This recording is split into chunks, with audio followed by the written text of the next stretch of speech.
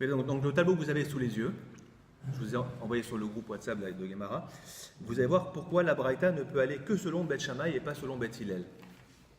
Enfin, selon Beth Shammai, dans la Mishnah de Rabbi Yehuda, mais pas Beth Shammai dans la Mishnah de Rabbi Meir. Donc en fait, ce qu'on a découvert, c'est qu'on a deux versions de la discussion entre Beth Shammai et Beth Hillel concernant l'Avdallah, l'ordre des brachot de l'Avdallah, et en particulier quand il y a en plus le kos bracha, vous vous rappelez? C'est pas une Avdallah simple, hein. C'est une Avdallah qui s'associe à un repas qu'on a pris avant l'Avdallah. D'ailleurs, dans les Tosafot, il y a une question qui est posée de savoir, ah bon, alors donc on aurait le droit de manger quelque chose avant l'Avdallah? On a toujours appris que tant qu'on n'a pas dit l'Avdallah, on n'a pas le droit de manger. Une fois qu'on a fini Souda Shishit, vous savez ça, quand on a fini Souda Shishit. Si on est à la Souda Shishit, on peut aller jusqu'à minuit si on veut manger. On peut manger tant qu'on a fait. On a fait motzi. Alors ça aussi, c'est une erreur que beaucoup de gens font. Je précise, c'est intéressant. Quand vous vous lavez les mains, vous mangez du pain à la Souda Shishit. Vous pouvez manger à pas d'heure, jusqu'à pas d'heure. Il n'y a pas de limite. Par contre, dès que vous avez dit Birkat Amazon, Birkat Amazon, je ne peux plus manger sans l'Avdallah, vous avez compris? Mais tant que je n'ai pas dit Birkat Amazon, je suis dans mon mon troisième repas de Shabbat, je peux manger tant que je veux. Quand j'ai dit Motzi, les gens qui n'ont pas fait Motzi, ils doivent arrêter au coucher du soleil de manger. Alors là, je vois tout le monde fait l'erreur. Ici, il y en a plein qui font pas Motzi à Neuilly. Ils ne se lavent pas les mains, ils mangent des gâteaux, des fruits, etc. Et ils continuent à manger jusqu'au soir, jusqu'à Arvit. C'est une erreur. Ils ne peuvent pas, il faut dire, eux, ils doivent dire l'Avdallah avant de manger, une fois que le soleil s'est couché. Alors que nous, qui avons fait Motzi, on peut aller jusqu'à 1h du matin si on veut. Les gens ne savent pas ça. À partir de la shkia. Ouais. C'est tout. À part de la shkia, tu peux plus rien manger. En principe, c'est fini.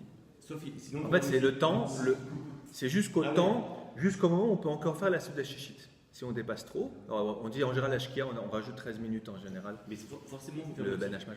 C'est motzi, forcément. Il faut faire motzi, mais si on ne fait pas motzi, on peut commencer, on peut manger avant. Ouais. Mais si on ne fait pas motzi, il y a une limite de temps qui n'est pas du tout la même que quand on fait motzi.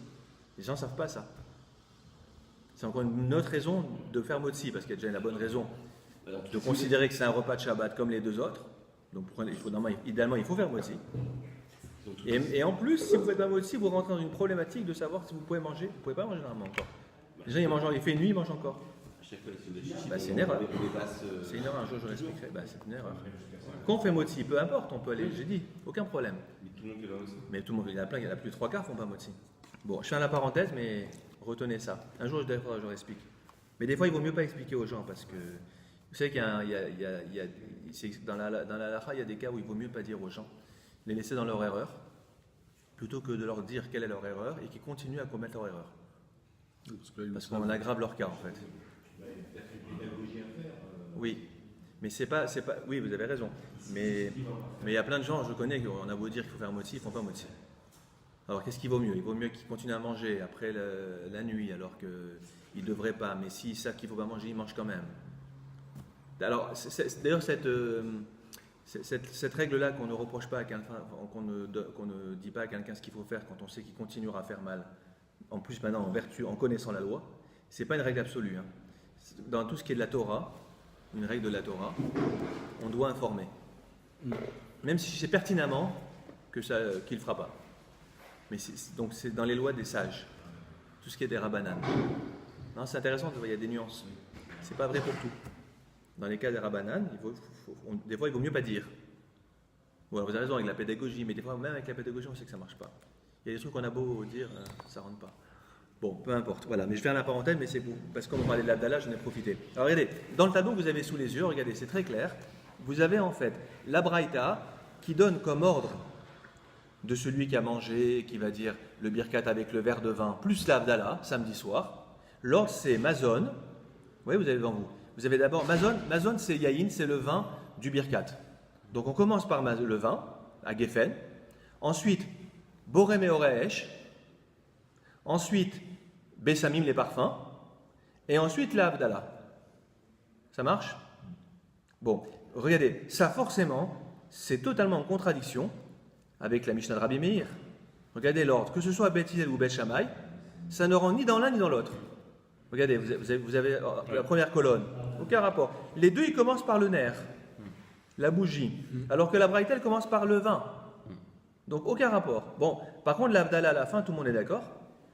Et après, il y a des nuances. Est-ce qu'on met d'abord le parfum, le mazo? Bon, en tout cas, ce qui est sûr, c'est que la braïta, elle ne fonctionne pas comme la Mishnah de Rabbi Meir, que nous avons ici. Par contre, regardez la Mishnah de Rabbi Yehuda, au milieu, la colonne du milieu.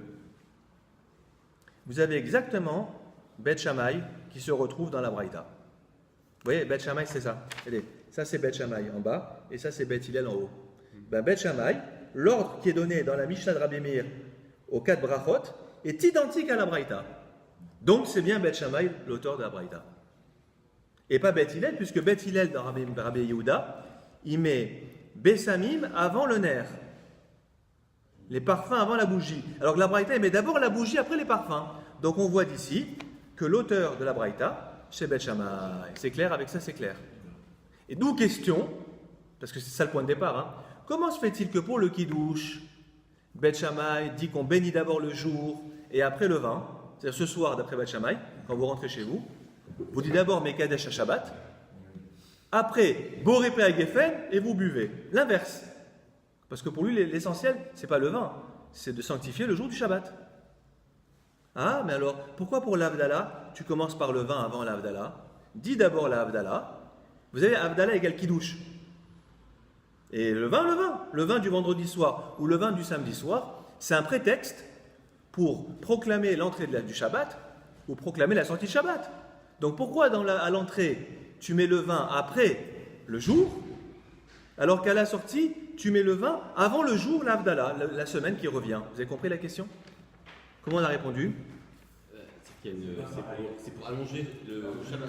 Pour ajouter, Alors, bravo. On a expliqué la dernière fois que la différence, c'est que pour le Shabbat, plus je fais rentrer tôt le Shabbat, mieux c'est.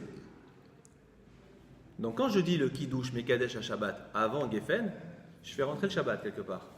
C'est plutôt possible. Je ne perds même pas le temps d'une bracha qui est Geffen. Mais quand Shabbat s'en va, on doit retarder la sortie de Shabbat. Donc, qu'est-ce que dit Bet Shammai? D'abord, tu diras le vin, et après un Mavdil. Ce qui te permet de perdre du temps encore un petit peu avec une bracha pour laisser Shabbat sortir plus tard. Et pour le coup, c'est cohérent parce qu'il dit de dire Mekadesh au début et Mekadesh à la fin. Donc lui, il est totalement cohérent avec ça. Alors que sur Bet Hillel, enfin, par rapport à ce qu'on fait, on n'est pas dans cette ordre-là. Parce qu'à l'entrée de Shabbat, on dit d'abord à Geffen, et ensuite.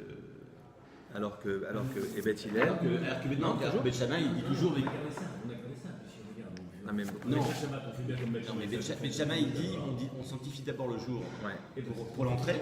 Ouais. Non, on dit Mekadesh Shabbat d'abord, alors que nous on dit d'abord à Geffen. Ouais. Et ensuite on dit Mekadesh. Donc il est cohérent avec lui. Bet Shammai. Il est cohérent par rapport effectivement au fait de rentrer le plus tôt Shabbat et de sortir plus tard. Ouais. Puisque il sanctifie le jour au début. Et ils sanctifient le jour. Non, mais attention. Oui, mais attention, mais la logique de Bet Hillel est aussi valable. C'est que Bet Hillel lui dit sans kidouche, non, excuse-moi, sans vin, il n'y a pas le kidouche. Sans vin, il n'y a pas de Avdallah. Oui. Donc, commence par le vin. C'est deux logiques, deux logiques. Chacun, c'est deux cohérences. Les deux sont cohérents. Mais ils sont cohérents. Mais en vérité, ils sont cohérents. Alors maintenant, donc on a répondu. Maintenant, finalement, on a dit quoi? Que finalement, Bet Shammai, on a compris la logique qui le pousse à dire qu'à l'entrée de Shabbat, d'abord on sanctifie le jour et après le vin. Et on a compris qu'à la sortie de Shabbat, d'abord le vin et après l'Abdallah pour faire sortir le Shabbat le plus tard possible. Voilà, c'est comme ça qu'on a répondu. Non, on n'a pas répondu. La question c'est pourquoi il est parti chercher cette Tosefta et pourquoi il ne s'est pas basé sur la Mishnah.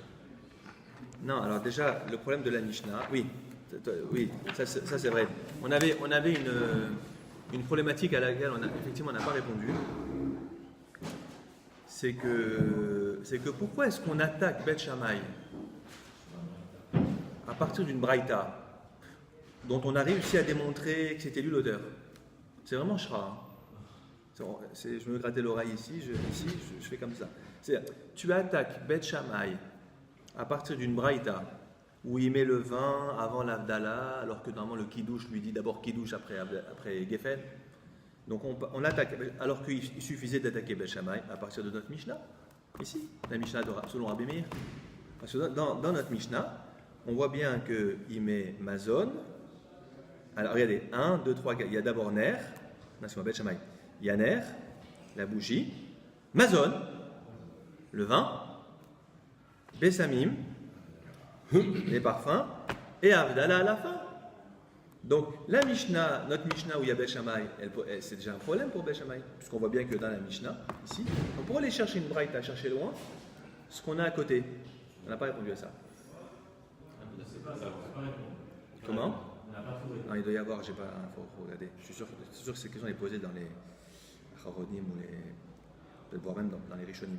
Il faudrait voir, mais ça parce que c'est vrai que c'est bizarre. Pourquoi on va chercher une braïta pour attaquer Bet Shammai alors que la Mishnah elle-même, notre texte à nous, il dit, on voit bien que Bet Shammai il met d'abord le vin avant la Havdalah. Toi, tu avais proposé la dernière fois que peut-être que c'est parce que c'est un cas spécial. Ouais, le cas du Mazon, le cas celui qui mange, qui fait l'Havdalah en même temps après. Alors que dans la Tosefta, ils font les deux cas. C'est plus général. Ouais, mais en même temps, dans la Tosefta, ouais. Enfin, il y a quand même le cas de Mazon aussi. Oui, c'est le cas. Ouais, quand il a un seul verre, là. Ouais. Dans tous les cas, le vin vient avant l'Havdalah. C'est une bonne question. Alors après, on avait une autre question. Donc je résume très rapidement ce qu'on a vu avant. C'est que cette braïta, on va l'établir comme Bet Shammai. D'accord? Mais on a un problème. Quel problème? C'est le Kos Beracha. Parce qu'on a vu la dernière fois, on a découvert que certains pensent qu'il n'y a pas de Kos Beracha. C'est-à-dire cette idée de prendre un verre de vin pour le Birkat Amazon, quand on a fait Zimoun. Le verre de vin, il y en a qui disent que ça n'existe pas, ça. Vous vous rappelez de ça? Et on a prouvé, semble-t-il, que selon Bet Shammai, il n'y a pas de Kos Beracha. Ah, il n'y a pas de Kos Beracha, alors on ne comprend plus rien. Parce que dans la Mishnah, il y a un Kos Beracha. Dans la Braïta aussi, on parle du Mazon, c'est le Kos Beracha. En fait, c'est la question suivante. Donc après la question de l'ordre de Bet Shammai, qu'on ne comprenait pas pourquoi l'entrée de Shabbat, il met Mekadesh avant, Yahin après, et sortie de Shabbat, il met d'abord le Yahin, le vin, et après l'Avdallah. Une fois qu'on a résolu cette question, on en a parlé un instant, on attaque on attaque à nouveau. Vraiment, Bet Shammai pense que Birkat Amazon, Te'aunakos, vraiment, d'après Bet Shammai, le Birkat Amazon nécessite un verre de vin lorsqu'on a des Zimoun, c'est pas vrai? Et on a prouvé. Alors très rapidement, la démonstration, on avait une Mishnah qui dit que si on amène du vin à des personnes à la fin du repas, vous êtes autour d'une table, on vous amène du vin à la fin du repas, avant le Birkat, et il y a un seul verre de vin.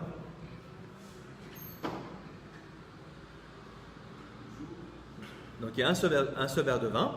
D'après Bet Shammai, on boit le vin et après on dit le Birkat. Donc, je ne garde pas le verre de vin pour le Birkat. Donc, Bet Shammai pense que le Birkat ne nécessite pas de Kos Beracha. Vous avez compris? Et du coup, on ne comprend plus rien. Parce que nous, on a toujours vu, même là dans la Mishnah, dans la Mishnah, on voit bien qu'il y a Mazon. Mazon, c'est le verre de vin du Birkat. On l'appelle comme ça d'ailleurs, Mazon, parce que c'est Kos Beracha. On ne comprend pas. Alors on a expliqué, on a essayé de montrer qu'on pouvait tout à fait imaginer que Bet Shammai pense qu'il faut un verre de vin pour le Birkat. Et donc, alors comment il faut comprendre cette Mishnah? Parce qu'on a dit non, il dit la bracha, il le boit. Non. On a première proposition, selon Bet Shammai, quand il dit qu'on boit le vin quand on prend le verre de vin avant le Birkat Amazon, en vérité il dit on dit la bracha dessus et on ne le boit pas. Et on le garde pour Birkat. Bizarre. Donc on peut dire qu'on amène du vin à des gens avant le Birkat, il n'y a qu'un verre. Alors donc tu vas le boire maintenant, donc tu n'as pas de verre pour le Birkat. Non, pas du tout. Tu dis la bracha mais tu ne bois pas. Et tu le gardes pour le Birkat. Alors la Gemara dit mais qu'est-ce que tu me racontes? Il y a une règle que celui qui dit la bracha doit goûter. Donc ça ne marche pas ça. Réponse, il a goûté. Mais il en reste pour le Birkat. Ah, mais ça ne marche pas.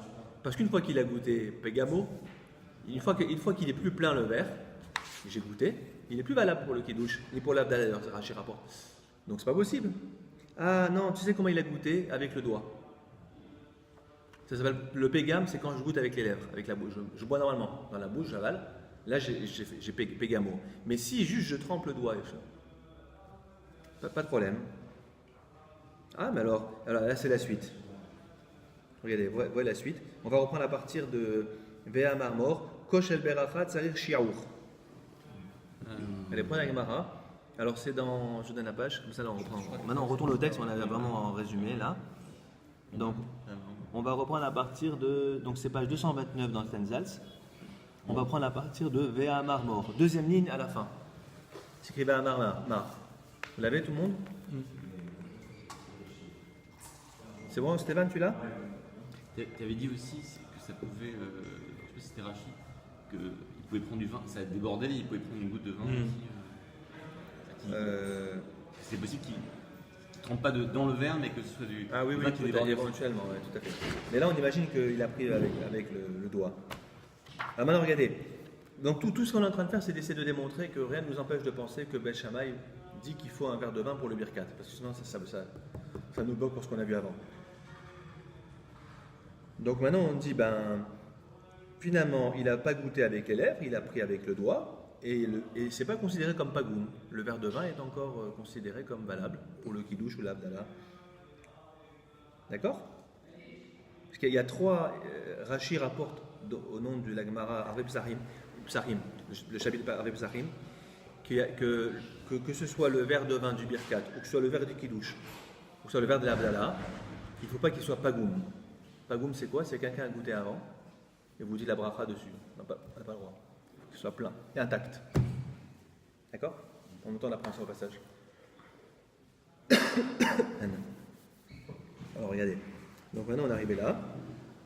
Alors maintenant on dit Vea marmor, kosh shel beracha, tsair shi'ur. Vea kapachitle, mishiure. Quand on prend un verre de vin, le kosh de beracha, il y a une certaine quantité qui est nécessaire. Or, quand il a goûté, il a enlevé une partie de la quantité. Vous avez vu ou pas? Regardez, c'est la suite. Vea marmor, kosh shel beracha, tzir shi'ur. Vea kapachitle. Donc, n'est-ce pas que le kosh de beracha nécessite shi'ur, une certaine quantité de vin? Vea kapachitle. Mishiure. Donc il a diminué pachit pachot. Il a diminué sa quantité, son volume. Concrètement, ça veut dire quoi en fait? C'est que quand il a pris avec le doigt pour boire, le volume est abaissé, le volume de vin, et donc c'est plus valable. Alors, réponse facile, denafishle tefe mishiure. Non, en vérité, il a mis beaucoup plus que sa quantité. On n'est pas dans un cas d'un verre de vin où il y a juste la quantité. Vous avez compris? Parce que si on parle d'un petit verre de vin, où il y a juste la quantité requise, quand je prends avec le doigt, j'ai enlevé la quantité requise, je ne l'ai plus. Mais si j'ai un grand verre, quand je prends avec le doigt, il reste largement le chiot. Donc réponse, non, c'est un cas où il avait mis beaucoup de vin, et le fait d'enlever un petit peu, il reste la quantité requise. Alors il m'a dit, mais Vea imen sham et la otokos katane. Vous avez vu, c'est une très bonne question. La Gemara dit, mais là-bas il est dit que c'est un cas où il n'a qu'un seul verre katane. Donc s'il y avait une grande quantité, il aurait pu avoir 2 verres. Vous avez compris? Si on dit qu'on est dans un cas où on n'a qu'un verre, il faut choisir entre boire ce vin pour moi, mon kiff, ou alors garder le vin pour le birkat. C'est que je n'ai pas la quantité pour les deux, il faut faire un choix. Donc comment tu peux me dire qu'il y a une grande quantité? Il a juste la quantité pour un choix des deux. Choisir entre l'un ou l'autre. Donc c'est restreint, ne me dis pas qu'il y a un grand chiour. Tu as compris? Ouais.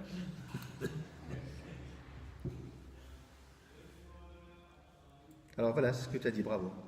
Tere la ave, ou mechad nafish. Bravo, c'est ta réponse, Stéphane. Il n'y a pas de tre la ave, tere c'est l'araméen de 2, shnaim. il n'y a pas de quoi remplir, il n'y a pas assez de vin pour remplir 2 verres. Par contre, ou mechad nafish. Par contre, le verre de vin unique, il est quand même important. Mais il n'y a pas de quoi remplir 2 verres de vin. On trouve réponse à tout. Ça arrive souvent. Ouais. C'est vrai. C'est un truc qui arrive souvent. Alors là, pour l'instant, on s'en est sorti. Vous avez compris? Rien ne nous empêche de penser que Beth Shammai a adopté le kos bracha. Il est d'accord lui aussi qu'il faut un kos de bracha pour le Birkat Amazon. Donc tout ce qu'on a voulu prouver avant, ça ne marche pas. Ah, mais maintenant, on va buter sur une preuve incontestable. À savoir qu'on va prouver que Beth Shammai n'a pas le kos bracha. Il ne pense pas qu'il faut un kos bracha. Ah, regardez, c'est la suite. Vea tane, vous l'avez? Vea tane Rabbi Chia. Et n'est-ce pas que Rabbi Chia enseignait? Beth Shammai omrim. Beth Shammai disent Mevarech alayayin veshoteu. Alors là, on parle toujours du cas de quelqu'un qui a qu'un seul verre. Là, c'est clairement dit qu'on amène du vin à la fin du repas. Il dira la bracha sur le vin veshoteu. Là, c'est clair, on n'avait pas ça avant. Et il le boit. Donc il laisse pas pour après. Ve'acharkar, et seulement ensuite, tout ça c'est les mots de Rabbi Chia. Mevarech birkat Amazon. Il dira le birkat Amazon. Donc qu'est-ce qu'on voit d'ici? C'est qu'il n'y a pas de code bracha. Donc toutes les questions qu'on a posées d'imaginer qu'il le garde pour après, etc. Là ça marche plus. On voit bien qu'il le prend, il boit le vin, il boit tout, chaussé où, après il reste plus de vin, et quand vient le birkat, il n'a plus de vin. Et il y a le kos bracha. Moi, Beth Shammai, je pense qu'il n'y a pas besoin de kos bracha. Hein? Non, on parle du cas où il y en a qu'un. Non, le cas justement, c'est qu'il y en a un seul. D'accord? Voilà, c'est en contradiction. Ouais. En fait, ce Tana de Rabbi Chia, il vient sur la Mishnah d'en haut. On leur a amené du vin après le repas, il n'y a que ce verre-là. Beth Shammai disent Yahin et Birkat. Et alors on a essayé d'ergoter, de dire oui, mais finalement on a trouvé des solutions. Mais là on n'a plus de solution. Parce que lui il rajoute qu'il le boit carrément, il n'y a plus de vin, et il fait le Birkat sans le vin. Donc, Beth Shammai ne tient pas. Alors, tout ce qu'on a vu avant, la Braïta qu'on a établie, la Braïta, la Tosefta, là, qu'on a établie selon Beth Shammai, ça ne marche plus. Puisqu'on parle de Mazon là-bas. Mazon, Ner, Besem Abdallah. Mais il ne pense pas qu'il y a Amazon, lui. Il n'y a pas de Kos Bracha. Donc comment tu veux dire que c'est Beth Shammai qui parle? Vous avez compris? On a un problème. Comment tu peux me dire que la Braïta, très bien, la Braïta elle marche très bien, d'ailleurs, et ça pose aussi problème par rapport à la Mishnah. La Mishnah aussi, de Rabbi Yehuda. Et même l'autre. Oui, parce qu'on voit bien qu'il y a Amazon. Dans tous les cas, Beth Shammai, il tient Amazon, ça veut dire qu'il tient le Kos Bracha. Maintenant, on est en train de dire que non, selon Rabbi Chia. Alors, regardez la réponse.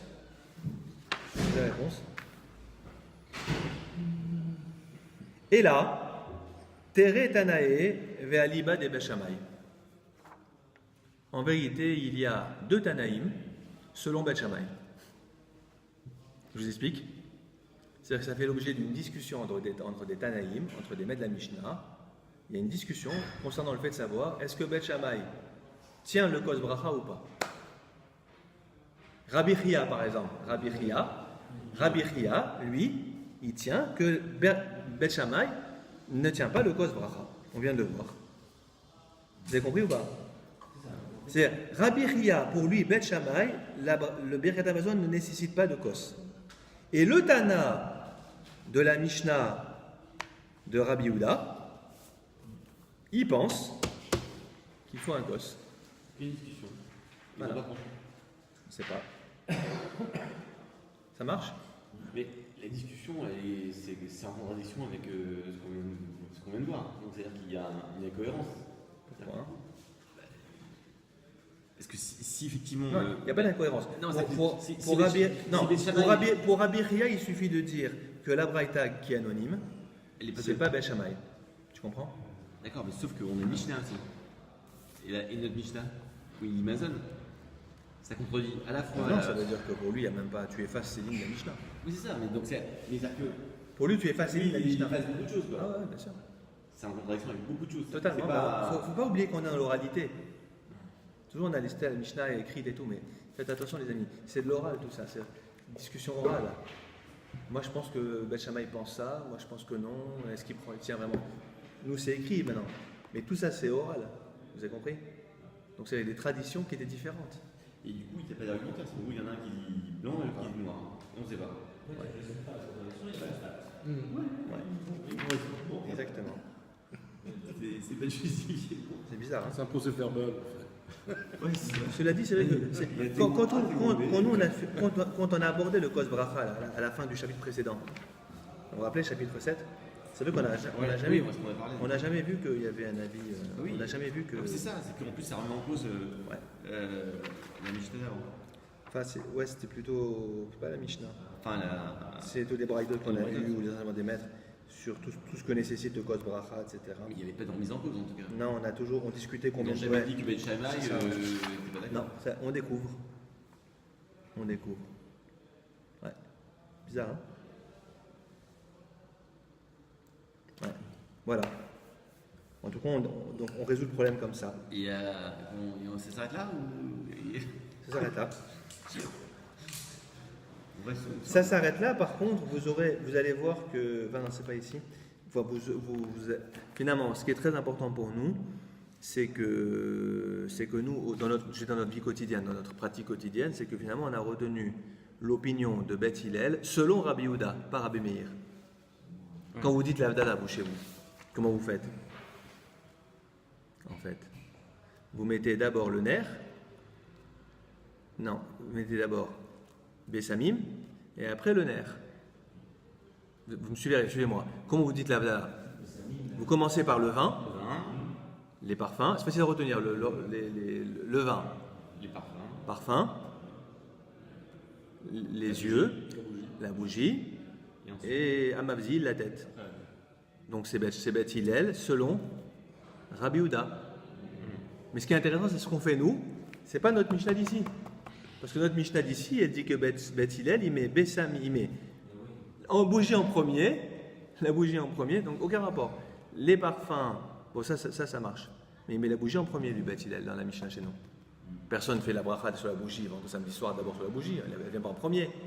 Donc notre tradition à nous, notre pratique, c'est pas la Mishnah de Rabbi Meir qu'on a ici. L'avis de Beth Hillel dans la Mishnah de Rabbi Meir. C'est l'avis de Beth Hillel dans la Mishnah version Rabbi Yehuda, ici. Vous avez compris? Celle qui met le vin, parfum, bougie, amadi. Donc c'est important en vérité. Enfin concrètement, ce qu'on va retenir, c'est surtout ça. En même temps, vous voyez qu'il faut faire attention à la Mishnah. Parce que les gens, la Gemara, on dit que les gens qui se permettent de tirer une halakha, une loi de la Mishnah, se fourvoient totalement. C'est pas possible. Là, vous avez un bon exemple. On ne fait pas comme la Mishnah d'ici. Faut faire attention. La Mishnah, c'est pas la loi figée, enfin la clôture de la loi. C'est l'élaboration, c'est encore dans le débat, etc.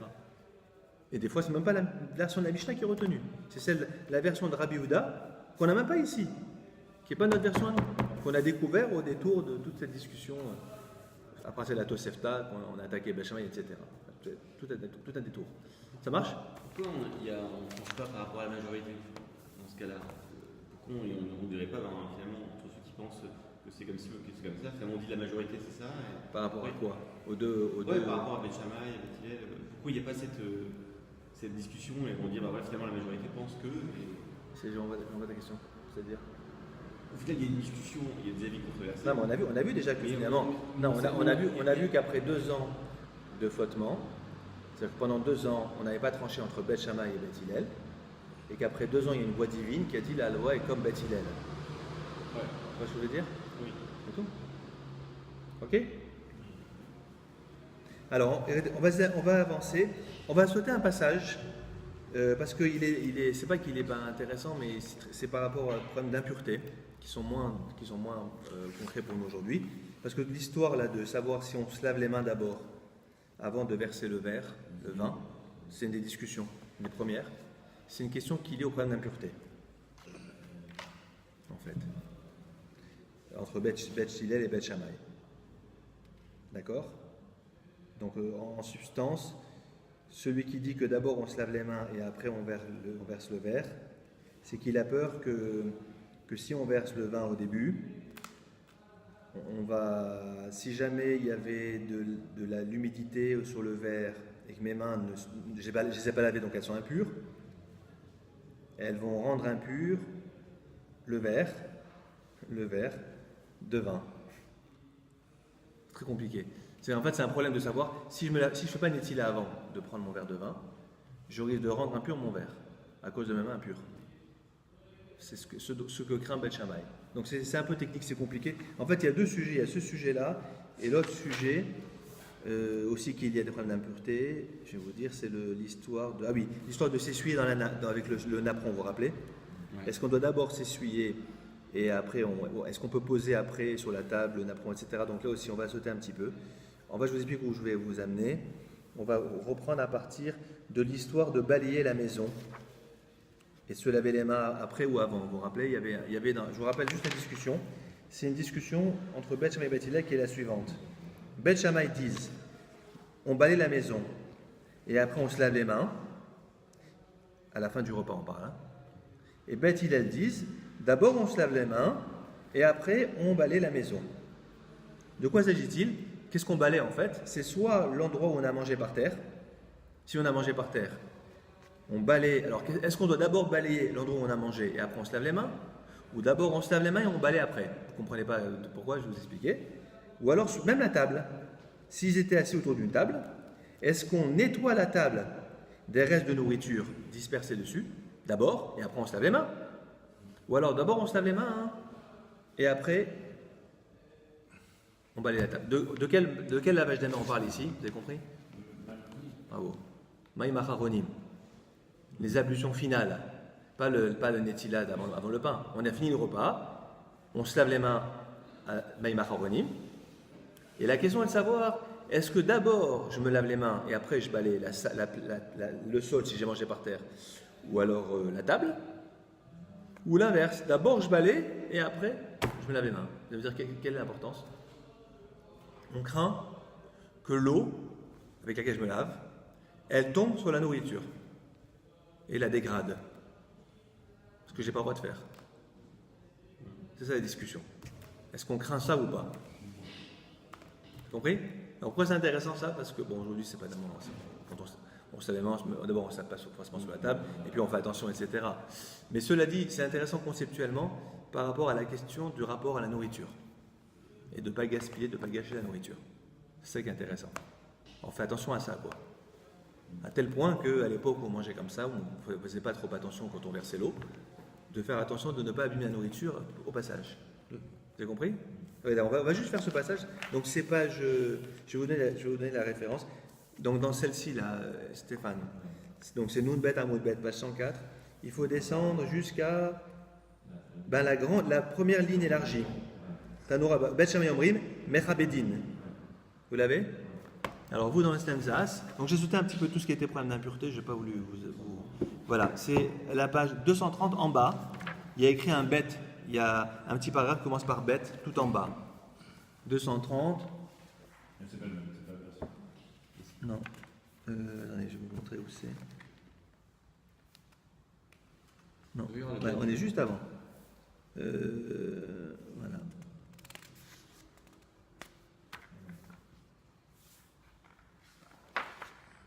Je sais pas où vous êtes.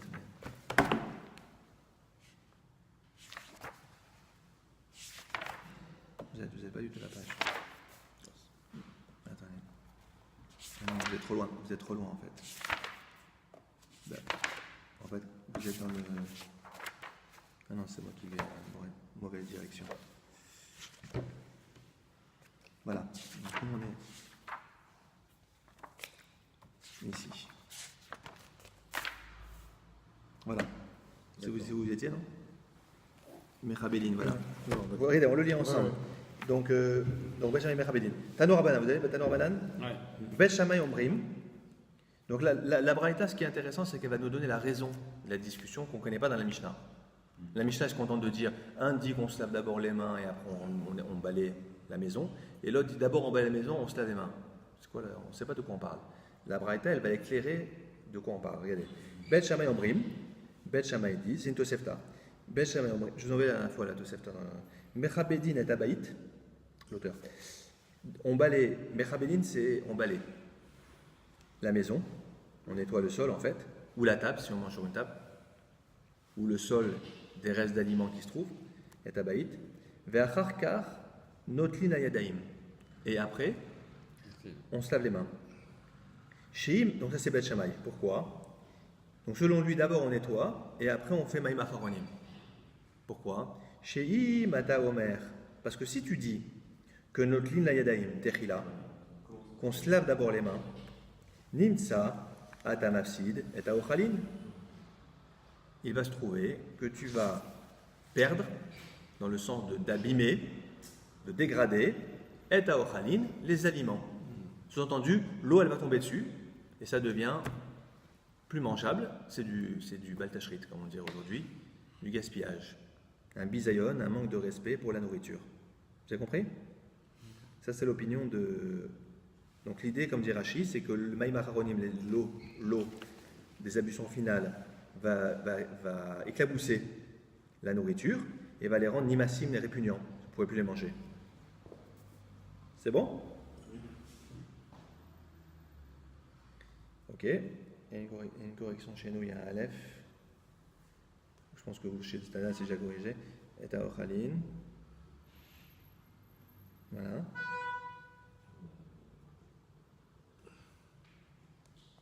Il y a un passage qu'on va sauter. Ou Bethel, vous l'avez? C'est en haut de son terme. C'est bon, vous avez Bethel Omrim? Oui. Imshamash. Vous avez une phrase vous à prendre? Ouais, non, on a tout ça. Ah ouais, parce que nous on enlève.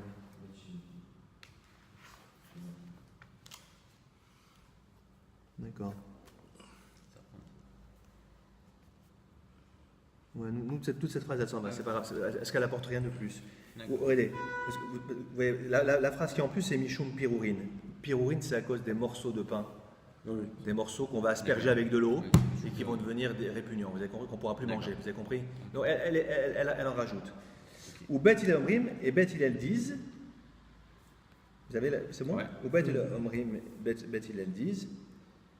Im Shamash. Alors parce que je rappelle que Bet il lui dit d'abord on se lave les mains et après on balaye. Alors quoi, il n'a pas peur qu'on abîme la nourriture? Non, parce que regardez. Im Shamash. Tamid Chacham Hu, si le Shamash est un Tamid Chacham, un érudit, qu'est-ce qu'il fait? Regardez. Notel Pirourin, il prend les morceaux de pain, Shiesh Ben Kazaït, qui ont un volume de Kazaït, 30 grammes à peu près, ou Maniyar Pirourin Sheen Ben Kazaït, et il laisse les morceaux qui n'ont pas le cas. Je vous explique en un mot, on va devoir arrêter, mais en un mot, quand on dit qu'il ne faut pas dégrader la nourriture, alors d'abord, premièrement, deux précisions, on parle du pain, essentiellement, le pain, et un morceau qui a un certain volume, parce que s'il est au-dessus d'un certain volume, pas de respect à avoir pour ce pain-là. C'est comme même les miettes, des miettes, vous les jetez, la poubelle, vous pouvez jeter à la poubelle. Par contre, dès qu'un morceau de pain est important, je ne sais pas si vous le savez, si vous voulez le jeter, on peut le jeter. Mais il faut l'envelopper dans un sac, pas le jeter comme ça dans la poubelle. Il faut le déposer avec respect. Ou de oiseaux. Bien sûr. Idéalement, c'est encore mieux même. C'est mieux. Mais si le morceau n'est pas conséquent, moins de kazaït, il n'y a même pas de respect à avoir. Alors Beth Hillel dit, c'est pour ça que moi je n'ai pas peur de l'histoire de l'eau. Parce que soit c'est des morceaux qui ne font pas kazaït, donc si de l'eau tombe dessus, je m'en fous. Et si c'est des plus gros morceaux, le shamash connaît son rôle et il va les enlever pour pas qu'ils s'abîment. Donc il veut dire, je ne partage pas les craintes de Beth Shammai. Vous avez compris? Voilà ce que. Alors après on continuera. La prochaine fois, on va revenir à ce sujet-là. Mais c'est intéressant parce que c'est tout le problème du rapport à la nourriture et notamment au pain qui a une importance particulière. Parce qu'on verra que les morceaux de pain qui n'ont pas kazaït, on aurait même les droits de les jeter. C'est la halakha, mais c'est quand même. Il y a un Tosfot qui dit au nom d'une Mara en Cholin, on dit toutefois cacher la aniuta. Littéralement, c'est difficile pour la pauvreté. Ça veut dire quoi? C'est-à-dire que quelqu'un qui manque de respect, même à des morceaux qui n'ont pas kazaït, ça peut lui amener la pauvreté. Parce que là-bas, la Gemara dans Choulin, elle raconte une histoire un peu bizarre. C'est une histoire d'un monsieur qui faisait très attention justement au pain, etc. Et on raconte un démon qui le guettait, il cherchait la moindre erreur pour lui entraîner l'appauvrir, lui entraîner la pauvreté. Et à un moment donné, il le voit faire un genre de pique-nique. Il se dit, c'est sûr que là, il va laisser des morceaux de pain, etc. Et je vais pouvoir le rendre pauvre. Et en fait, le type, il ramasse tout correctement, etc. Et le démon, il se lamente.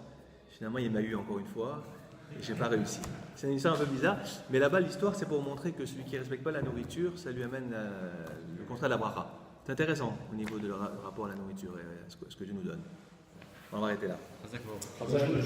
Je vous dirais, changer un petit peu des fois les jours de cours.